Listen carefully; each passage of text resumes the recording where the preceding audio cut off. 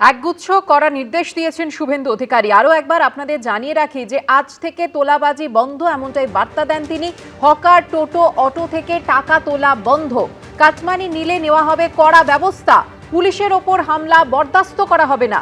রাজনৈতিক সন্ত্রাস, মহিলাদের ওপর অত্যাচার বন্ধে কড়া মুখ্যমন্ত্রী। সেই সঙ্গে তিনি হুঁশিয়ারি দিয়েছেন যে কেন্দ্র বা রাজ্য সরকারি প্রকল্পের কাটমানি নিলে কড়া ব্যবস্থা। পেটিএম বা ব্যাংকে লেনদেনের প্রমাণ দেখাতে পারলেই ব্যবস্থা নেওয়া হবে।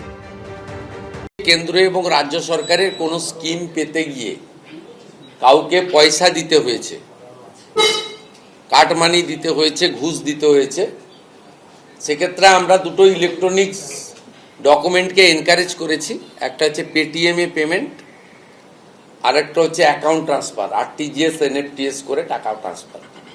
একে বলেছি আমরা এই ডকুমেন্ট পেলে অ্যারেস্ট করে দিতে, মানে এর আর কিছু ডকুমেন্ট লাগবে না। আর মুখ্যমন্ত্রী যখন এই বার্তা দিচ্ছেন, সেদিনই মালদার কালিয়াচকের চৌরঙ্গি মোড়ে টোটো স্ট্যান্ডে তোলাবাজির অভিযোগে এক তৃণমূল নেতাকে গ্রেফতার করল পুলিশ। অভিযুক্ত সাদ্দাম শেখ কালিয়াচকের বাসিন্দা। দীর্ঘদিন ধরে টোটো চালকদের থেকে জোর করে টাকা আদায়ের অভিযোগ রয়েছে তার বিরুদ্ধে। তোলাবাজির বিরুদ্ধে কড়া ব্যবস্থা দাবি পুলিশ সুপারের।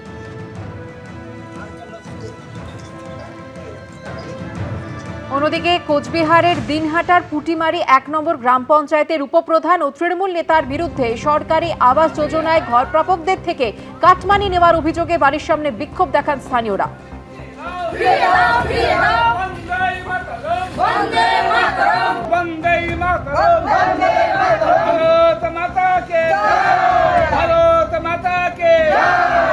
ভাঙচুর বা থ্রেট কোনো অন্য কিছু বিষয় নয়।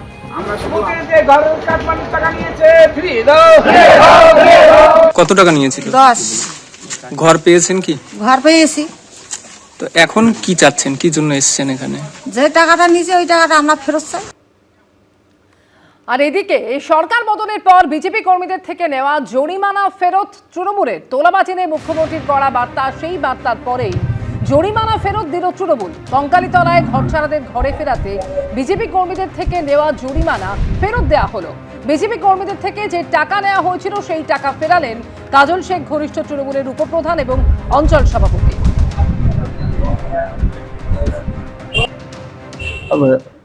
যখন 21 সালে ভোটটা হয়, ভোটের পর আমরা হেরে যাই।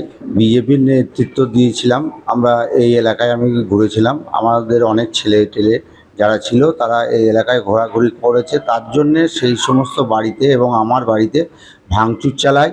আর তার সঙ্গে সঙ্গে আমার দাদাকে বয়ে ধাক্কা পিটোয়। আজকে সেই টাকা সব্যসাচী রায়ের মাধ্যমে, তার নেতৃত্বে আমরা ফেরত পাই।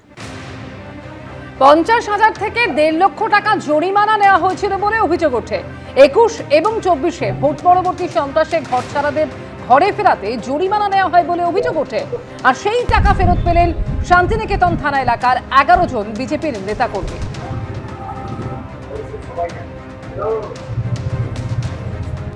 নানুরের কঙ্কালী পঞ্চায়েতের ঘটনাটা প্রমাণ করছে। আজকে ওখানে তৃণমূলের পঞ্চায়েতের নেতা মামন শেখ এবং আলেপ শেখ, তারা 21-এ যাদের কাছ থেকে জরিমানা করেছিল, যাদের উপর জরিমানা চাপিয়েছিল, তবেই তাদের ঘর ছাড়া করে দেওয়ার পর ঘরে ফেরাতে বাধ্য হয়েছিল, ঘরে ফিরতে বাধ্য হয়েছিল, তাদেরকে সেই জরিমানার টাকা ফেরত দিয়েছে। এমনকি একজন হিন্দু সমর্থক ভারতীয় জনতা পার্টি, তাকে জোর করে একজন মুসলিমের কাছে বাড়ি বিক্রি করতে বাধ্য হয়েছিল।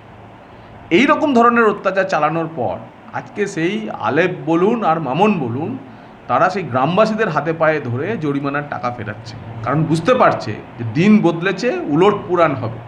ঠেলায় না পড়লে বেড়াল গাছে ওঠে না, তাদের গাছে এখন উঠতে হয়েছে। এবার এই গাছ থেকে নামাবার কাজ নিচে গ্রামবাসীরা অপেক্ষা করছে, আর ডবল ইঞ্জিন সরকারের পুলিশ প্রশাসন অপেক্ষা করছে। 2021 সালের যে নির্বাচনের কথা বলছেন, যে ভোট পরবর্তী হিংসার কথা বলছেন, 2021 সালে কাজল শেখের ক্ষমতা, কাজল শেখের দায়িত্ব চারকোলগ্রাম গ্রাম পঞ্চায়েতের মধ্যে সীমাবদ্ধ ছিল। চারকোলগ্রাম গ্রাম পঞ্চায়েতের মধ্যে হাটসান্দি গ্রামটাও আমার আন্ডারে ছিল না। কোনো ধরনের অপ্রীতিকর ঘটনা ঘটে থাকে বা কেউ কারো কাছ থেকে যদি টাকা নিয়ে থাকে বলপূর্বক, জোরপূর্বক, তাহলে সে বিষয়টা আমার জানার কথা নয়। এবিপি আনন্দ, এগিয়ে থাকে, এগিয়ে রাখে।